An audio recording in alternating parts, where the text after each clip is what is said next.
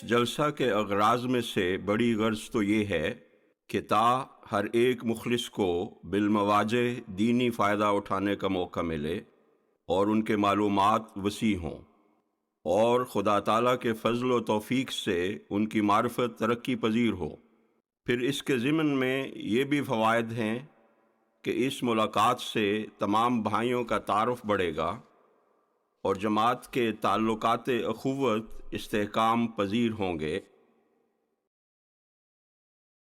سو لازم ہے کہ اس جلسہ پر جو کئی بابرکت مسائل پر مشتمل ہے، ہر ایک ایسے صاحب ضرور تشریف لائیں جو زاد راہ کی استعداد رکھتے ہوں اور اپنا سرمائی بستر لحاف وغیرہ بھی بقدر ضرورت ساتھ لائیں، اور اللہ اور اس کے رسول کی راہ میں ادنا حرضوں کی پرواہ نہ کریں۔ خدا تعالیٰ مخلصوں کو ہر یک قدم پر ثواب دیتا ہے اور اس کی راہ میں کوئی محنت اور صعوبت ضائع نہیں ہوتی، اور مقرر لکھا جاتا ہے کہ اس جلسہ کو معمولی انسانی جلسوں کی طرح خیال نہ کریں۔ یہ وہ امر ہے جس کی خالص تائید حق اور اعلاء کلمہ اسلام پر بنیاد ہے۔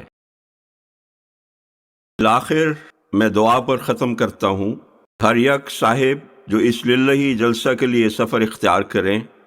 خدا تعالیٰ ان کے ساتھ ہو اور ان کو اجر عظیم بخشے اور ان پر رحم کرے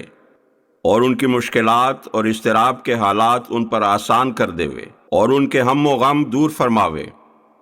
اور ان کو ہر یک تکلیف سے مخلصی عنایت کرے اور ان کی مرادات کی راہیں ان پر کھول دے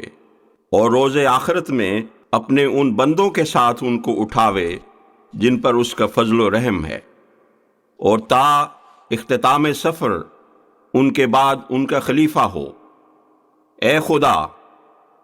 اے ذو المجد والعطا اور رحیم اور مشکل کشا، یہ تمام دعائیں قبول کر اور ہمیں ہمارے مخالفوں پر روشن نشانوں کے ساتھ غلبہ عطا فرما کہ ہر یک قوت اور طاقت تجھی کو ہے۔ آمین ثم آمین۔